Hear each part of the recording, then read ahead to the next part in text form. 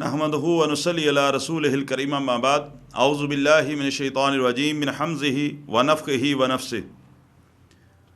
سوال یہ ہے کہ خواب میں اگر نظر آئے کہ فلاں شخص مجھ پر جادو کر رہا ہے تو کیا انسان اس شخص کے بچنے کے لیے اس کے ساتھ قطع تعلق کر لے؟ آپ کے سوال میں جو بات سمجھنے کے لائق ہے، سب سے پہلی بات تو یہ کہ خواب،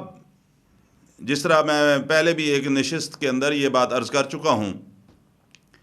کہ خواب اللہ کی طرف سے بھی ہوتا ہے، خواب شیطان کی طرف سے بھی ہوتا ہے، اور جو انسان کے روز کے معمولات ہوتے ہیں وہ بھی رات کو خواب کے اندر دیکھ سکتا ہے۔ خواب کے اندر کسی رشتہ دار کو دیکھنا کہ وہ مجھ پر جادو کر رہا ہے، مجھ پر کوئی طلسم پڑ رہا ہے یا کچھ کر رہا ہے، تو ضروری نہیں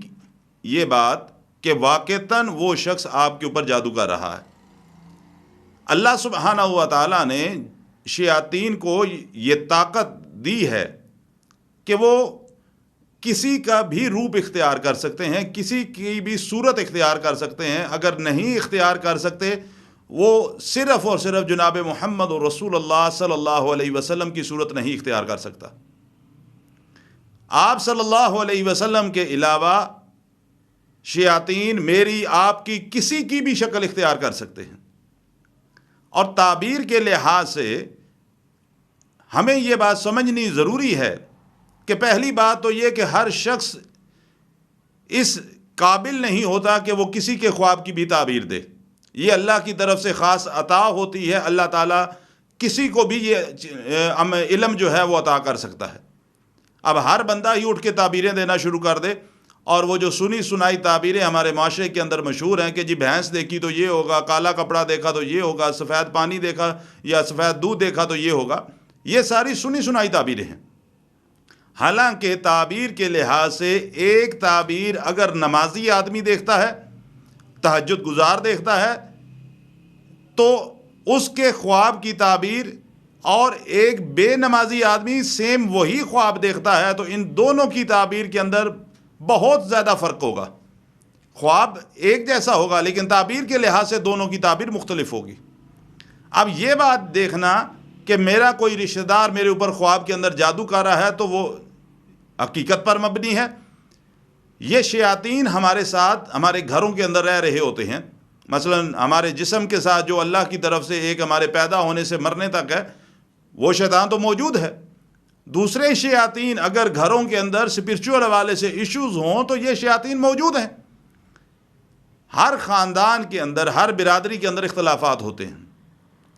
یہ سنتے رہتے ہیں کہ ان لوگوں کا فلاں شخص کے ساتھ اختلاف ہے، رات کو جب خواب میں آئیں گے تو وہ اسی کا روپ اختیار کر کے آئیں گے تاکہ خواب دیکھنے والے کو یقین ہو جائے کہ فلاں جو میرا رشتہ دار ہے اس نے واقعتاً میرے اوپر جادو کیا۔ اختلافات تو حقیقت میں تھے، لیکن جب خواب کے اندر اس چیز کو دیکھا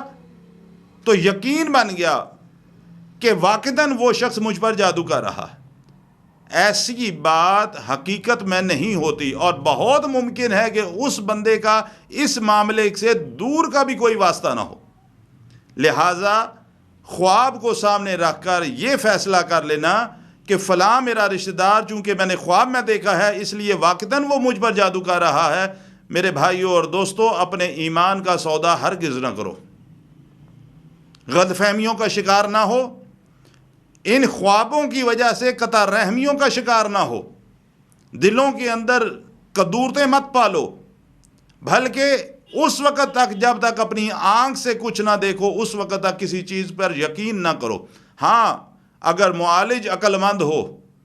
اور صاحب علم ہو اس کو، تو وہ علاج کے دوران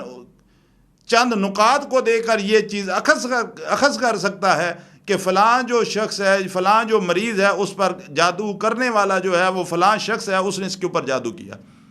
لیکن وہ بھی علاج کے دوران۔ لہذا صرف خواب کو سامنے رکھتے ہوئے کبھی بھی اس طرح کا فیصلہ نہیں کرنا چاہیے کہ میرا فلاں شخص جو رشتہ دار جو ہے وہ میرے اوپر جادو کر رہا ہے، اس سے سوائے اس کے کہ دلوں کے اندر دوریاں پیدا ہوتی ہیں، غلط فہمیاں پیدا ہوتی ہیں اور انسان کا ایمان ضائع ہونے کا اندیشہ ہوتا ہے۔ اللہ تعالیٰ ہمیں سنت کے مطابق اور دین اسلام کے احکامات کے مطابق زندگی بسر کرنے کی توفیق عطا فرمائے۔